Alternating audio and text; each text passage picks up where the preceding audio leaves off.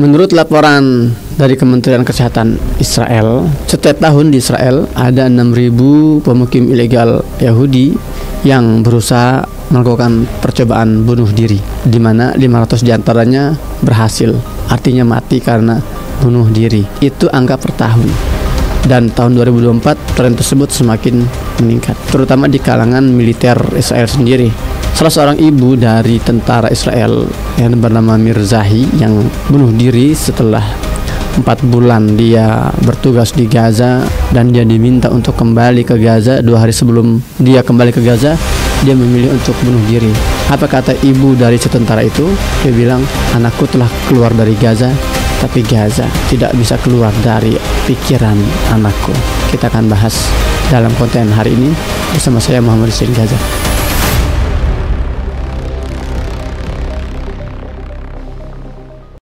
Assalamualaikum warahmatullahi wabarakatuh. Apa kabar teman-teman semuanya? Kembali lagi bersama saya Muhammad Hussein di channel Muhammad Hussein Gaza. Teman-teman, kali ini kita akan bahas tentang fenomena maraknya penolakan tentara Israel untuk kembali ke Gaza dan meningkatnya tren aksi bunuh diri di tentara Israel. Kalau kemarin saya membahas tentang penolakan Yahudi Haredim, Yahudi ultra-ortodoks yang memang selama ini mereka diberikan keistimewaan untuk tidak diikutsertakan dalam peperangan di Gaza karena mereka dianggap sebagai agamawan, orang-orang religius yang melayani negara Israel dengan keilmuan mereka, keilmuan agama mereka, maka mereka menolak untuk dijadikan alat tempur Israel. Tapi kali ini yang kita bahas adalah penolakan para tentara sendiri, pemukim ilegal Israel yang sudah berstatus tentara, tapi mereka menolak untuk turun perang ke Gaza karena banyak yang sudah mengalami krisis mental. Artinya apa? Kena mentalnya di Gaza. Jadi seperti yang dikatakan oleh si ibu tadi, ibunya tentara Israel, dia mengatakan, anakku sudah keluar dari Gaza, anakku sudah keluar dari Gaza, tapi Gaza tidak mau keluar dari kepalanya. Artinya apa? Anakku mengalami trauma berat, trauma mental berat yang tidak bisa ia hilangkan sampai akhirnya anakku itu bunuh diri. Baik teman-teman, saya membaca ini lagi-lagi dari gazamedia.net, ditulis tanggal 15 November hari ini. Judulnya laporan khusus gelombang tolak berperang dan bunuh diri tentara Israel. Saya akan bacakan teman-teman. Kenapa saya bacakan? Lagi-lagi karena memang untuk memudahkan teman-teman semua yang sedang beraktivitas. Tapi sebelum saya membahas tentang artikel ini, saya ingin membahas dulu betapa alhamdulillah beruntungnya kita sebagai seorang muslim, karena Allah Subhanahu wa taala sudah memberikan jaminan kepada kita bahwa sebesar apapun masalah yang kita hadapi, teman-teman, itu nggak akan melampaui kemampuan kita. Itulah yang membuat kenapa kita ini umat Islam menjadi umat yang paling sedikit tingkat bunuh dirinya dibandingkan agama-agama lain. Karena kita sudah dikasih batasan bahwa ketika Allah berfirman, la yukallifullahu nafsan illa wus'aha, Allah tidak akan membebani hambanya itu di luar kemampuannya.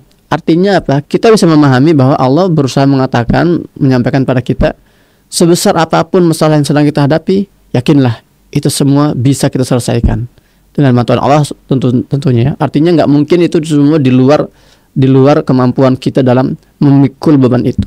Jadi sudah dikasih ketenangan besar oleh Allah Ta'ala. Wahai hamba-hambaku, sebesar apapun masalah yang kau rasakan, itu masih dalam jangkauanmu, itu masih dalam domainmu, itu masih dalam kemampuanmu. Seperti itu. Kalau di agama lain, wallah alam, apakah ada atau tidak, tapi memang sebagai manusia, kalau kita tidak punya standar itu, sulit untuk kita menghadapi masalah ini. Masalahku terlalu berat, aku nggak bisa keluar dari masalah ini, aku nggak punya solusi, nggak ada cara lain. Akhirnya apa? Bunuh diri. Nauzubillah min zalik. Oke. Kita akan membaca di sini. Ini sebetulnya ditulis oleh Asa Winstanley. Rangkaian wawancara dengan lebih dari 20 tentara tempur dan keluarga mereka yang diterbitkan bulan lalu oleh situs berita Tel Aviv, The Hottest Place, menunjukkan bahwa tentara Israel tengah menghadapi krisis yang berpotensi fatal. Ini mungkin merupakan fenomena yang tersembunyi dan tidak dibicarakan secara terbuka, tulis jurnalis Revital Ovel. Tetapi fenomena ini terus meningkat. Banyak tentara menolak untuk terus bertempur di Gaza dan memilih dengan kaki mereka. Maksudnya apa ya dengan kaki mereka? Maksudnya mungkin memilih kabur kali ya gitu ya. Tahun perlawanan bersenjata terhadap apa yang disebut genosida Israel di jalur Gaza telah memberikan dampak besar. Banyak tentara Israel kini enggan untuk melanjutkan pertempuran. Bahkan ada yang memilih untuk bunuh diri daripada kembali ke medan perang. Pelaton kami kosong, kata Rona, ibu dari seorang tentara. Siapapun yang tidak mati dan tidak terluka sudah mengalami trauma emosional. Hanya sedikit yang bertahan untuk kembali bertempur. Ini bukan kata kita ya, bukan kata saya, ini kata ibu dari salah seorang tentara ya. Jadi dia mengakui bahwa sudah banyak yang terbunuh dan terluka di kalangan tentara Israel, dan kalaupun ada yang tidak terluka atau tidak terbunuh, itu mentalnya sudah rusak, sudah hancur psikologinya. Oke. Seperti yang dilakukan banyak narasumber lainnya, Rona menggunakan nama samaran demi menghindari pembalasan dari militer Israel. Meski kekejaman yang luar biasa terus dilakukan oleh tentara pendudukan Israel di Gaza dan Lebanon sepanjang tahun, banyak tentara yang selamat kini membawa bekas luka mental akibat pengalaman mereka di medan perang. Kelelahan psikologis. Ini pengakuan dari Idit ya. Idit juga nama samaran yang ya khawatir kalau menggunakan nama asli nanti ditangkap oleh tentara Israel. Selalu ada tentara yang diam-diam mundur dari pertempuran, kata Idit, ibu dari seorang tentara lainnya. Ini bukan masalah penolakan berdasarkan keyakinan, tapi lebih kepada kelelahan emosional. Nah kan, jelas dalam surat An-Nisa Allah berfirman, "Wala tahinu fi ibtigha'il qaum in takunu ta'lamuna fa innahum ya'lamuna kama ta'lamun." Jangan kamu itu merendahkan diri kamu di hadapan musuh-musuh kamu. Artinya jangan minder gitu ya. Artinya jangan minder wahai umat Islam. Kalau kamu terluka, ketahuilah mereka juga terluka. Oke, lanjut. Menurut Rona, moral tentara Israel sudah terpuruk jauh sebelum Israel melancarkan serangkaian pembunuhan di Lebanon menjelang invasi darat yang dimulai pada 1 Oktober lalu. Anaknya mengatakan padanya, saya tidak tahu tentara seperti apa yang mereka rencanakan untuk pergi ke Lebanon. Tapi kami tidak punya tentara lagi. Saya tidak akan kembali ke batalion. Ini pengakuan dari tentara Israel sendiri ya. Jadi memang sudah banyak yang menolak untuk bertempur dan mereka menolak untuk kembali ke batalion. Lanjut. Pernyataan ini mungkin menjelaskan mengapa sebulan setelahnya militer Israel gagal untuk maju signifikan ke selatan Lebanon dengan hampir 100 tentara tewas dalam upaya tersebut. Menurut John Elmer, editor dan analis militer The Electronic Intifada, Israel mengaku bahwa 70 tentara mereka terbunuh di front Lebanon sejak invasi dimulai. Sementara Hizbullah, kelompok perlawanan Lebanon yang menghadang pasukan Israel, mengklaim telah menewaskan 90 tentara. Tapi hari ini saya baca mereka mengklaim 100 tentara. Namun keruntuhan tentara Israel ini bukanlah fenomena yang baru atau terbatas pada Lebanon saja. Penolakan dan pemberontakan. Ini menarik teman-teman, perhatikan ya. Banyak orang tua yang mengungkapkan bahwa keruntuhan moral tentara dimulai sejak April ketika tentara Israel terjebak dalam pertempuran di Gaza. Tulis Havel dalam The Hottest Place. Saya menyebutkannya penolakan dan pemberontakan, kata Inbal, ibu dari seorang tentara lainnya. Mereka kembali ke gedung-gedung yang telah mereka bersihkan di Gaza, dan tempat itu dipasang ranjau setiap kali. Mereka sudah 3 kali berada di daerah Zaitun. Zaitun itu kota Gaza bagian timur ya. Mereka mengerti bahwa ini sia-sia. Coba teman-teman perhatikan deh statement si ibu ini. Jadi memang itu kejadiannya.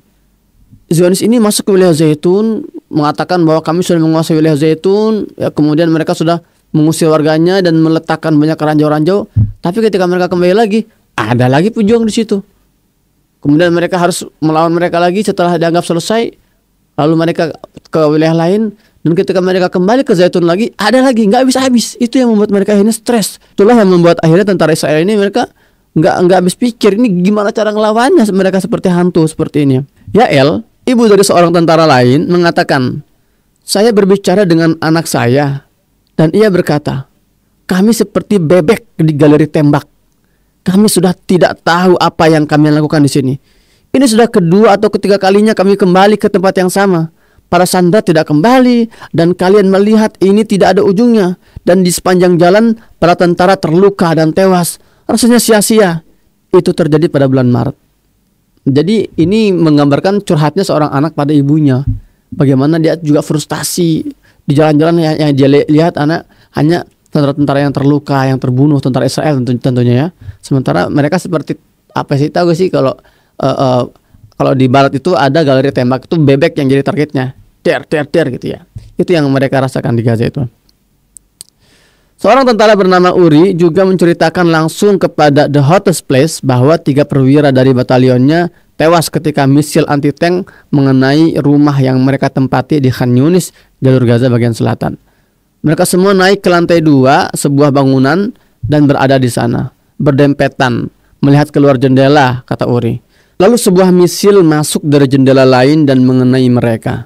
Seluruh batalion harus mengevakuasi mereka.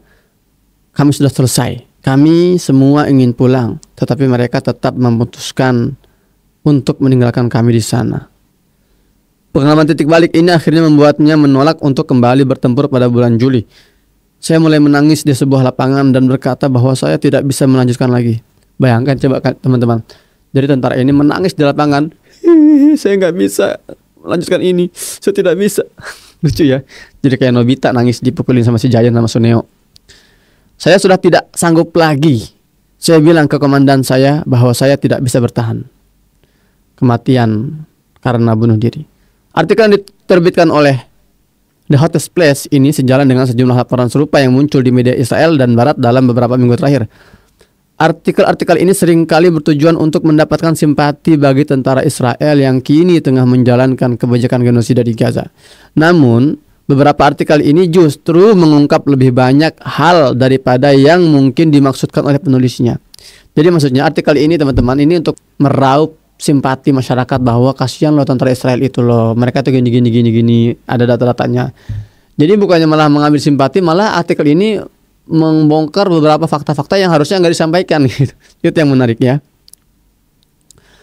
Salah satunya adalah cerita tentang Eliran Mizrahi, seorang tentara Israel yang mengemudikan bulldozer militer.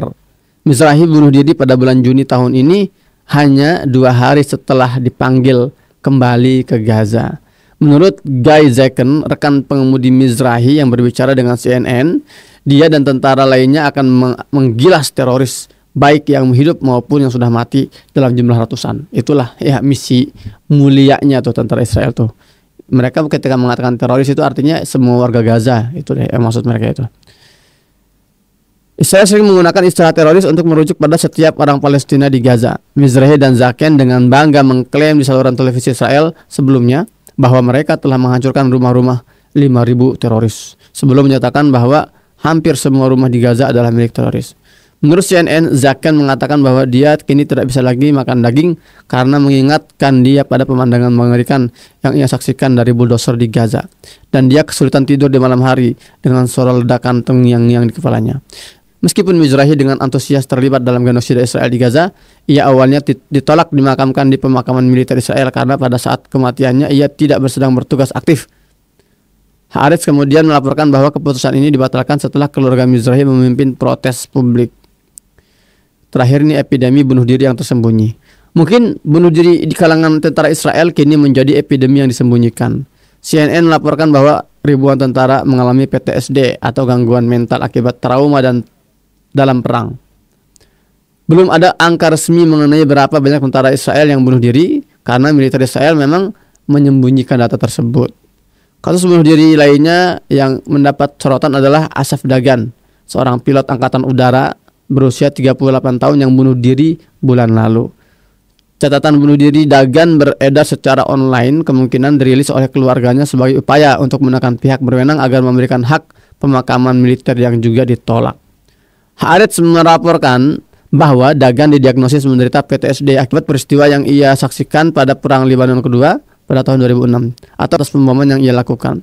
Pada bulan yang sama, lembaga intelijen Israel mengumumkan telah menggagalkan 2 jaringan mata-mata Iran. Salah satunya bahkan seluruhnya terdiri dari warga Israel keturunan Yahudi. Milman, wartawan intelijen Haaretz, menyebutkan fenomena ini sebagai tanda kemerosotan moral dan disintegrasi kohesi sosial Israel.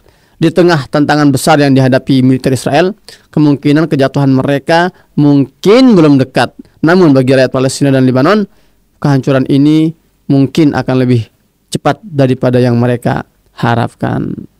Penulis adalah jurnalis investigasi dan editor asosiasi di Electronic Intifada. Ia adalah penulis buku web pening Antisemitism, How the Israel Lobby Brought Down Jeremy Corbyn OR Books 2023. Ya, teman-teman, itu informasi yang penting untuk kita sampaikan pada hari ini. Semoga bermanfaat. Kalau kalian lihat ini bermanfaat, ya jangan ragu, silakan di-share kepada orang-orang terdekat kalian melalui grup-grup WhatsApp, Telegram, sosial media dan sebagainya. Sampai jumpa di konten selanjutnya bersama saya Muhammad Hussein Gaza. Assalamualaikum warahmatullahi wabarakatuh.